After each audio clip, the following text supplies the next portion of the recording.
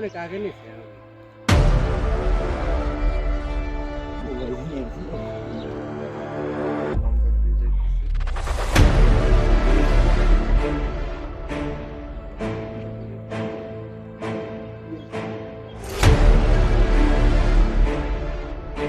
কয়েক মাস আগেই আসলে এটাকে বন্ধ করা হয়েছিল, এই যে অবৈধ